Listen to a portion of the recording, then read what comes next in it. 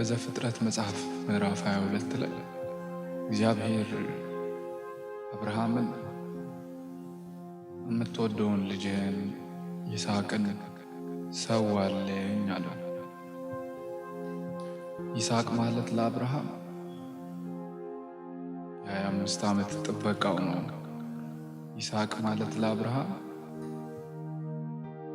ከብዙ ጥበቃ ከብዙ ስድብ በኋላ ከብዙ ተስፋ መቁረጥ በኋላ ያገኘው። ይስሐቅ ማለት ለአብርሃም የሰፈር ስሙ መጠሪያው ነው።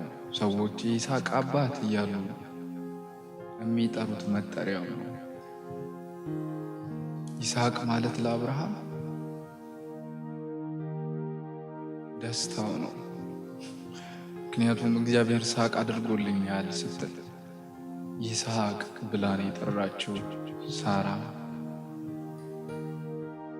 ይህንን ታዲያ እግዚአብሔር በአንድ ቀን በአንድ ጀንበር ይስሐቅን ሰዋልኝ አለው። ከዛን የሚገርመው ዘፍጥረት 22 ላይ አብርሃም ማልዶ ተነሳ ይላል። አይገርማችሁ? ለእግዚአብሔር ሊሰዋ ማልዶ ተነሳ።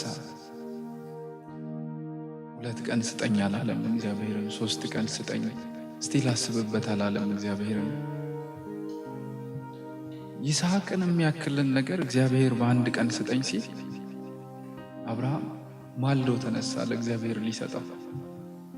ይፍን ሳራን ሁሉ ያማከራት አይመስለኝም። ምክንያቱም እግዚአብሔር አብርሃም እግዚአብሔርን አየና ዝቅ ብሎ ደግሞ እግዚአብሔር የሰጠውን ይስሐቅን ሲያየው በጣም ያነሰበት ነው የሚመስለኝ። እና አብርሃም ማልዶ ተነሶ ልክ እዛ ሞሪያ የሚባልበት ቦታ ላይ ሄዶ እንዲህ ያለ ነው የሚመስለኝ። ሳይነጋ ሌሊቱ ሳትቀድመኝ ጀንበር መጥቻለሁ ፊት ሌሊት ላልከኝ ጉዳይ አንተን ባየ ዓይኔ ይስሐቅን አይቼ ንቄዋለሁ። ሳላንገራግር ሰዎች ሳላማክር ሰዋዋለሁ። አንተን ባየ ዓይኔ ይስሐቅን አይቼ ንቄዋለሁ። ሳላንገራግር ሰዎች ሳላማክር ሰዋዋለሁ። ሳይነጋ ሌሊቱ ሳትቀድመኝ ጀንበር መጥቻለሁ ፊት ሌሊት ላልከኝ ጉዳይ አንተን ባየ ዓይኔ የኔን ይስሐቅ አይቼ ንቄዋለሁ። ሳላንገራግር ሰዎች ሳላማክር ሰዋዋለሁ።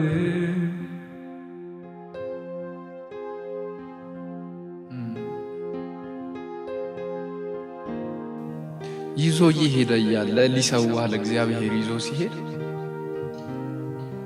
የሚያዩ ሰዎች የሚጠይቁ ሰዎች ለእግዚአብሔር ልሰዋ ነው ለእግዚአብሔር ልሰጥ ነው ሲል ቢሰሙ እንዴ ሞኝ ነህ እንዴ የሚሉት ነው የሚመስለኝ። ምክንያቱም አብርሃም ከብዙ ተስፋ መቁረጥ በኋላ አርጅቶ ያገኘው ልጅ ነው። አብርሃም ግን ለዛ ነገር ግድ አልነበረው። ሞኝ ነህ ይበሉኝ ምን ነካህ ይበሉኝ፣ ሞኝ ነህ ይበሉኝ ምን ነካህ ይበሉኝ፣ ሞኝ ነህ ይበሉኝ መካሪ አጣህ ይበሉኝ። እሱን ካከበረ ከተቀበለልኝ ምን እሻለሁ? ካለኝ ብቻ ሳይሆን ራሴንም ጨምሬ ሰዋዋለሁ።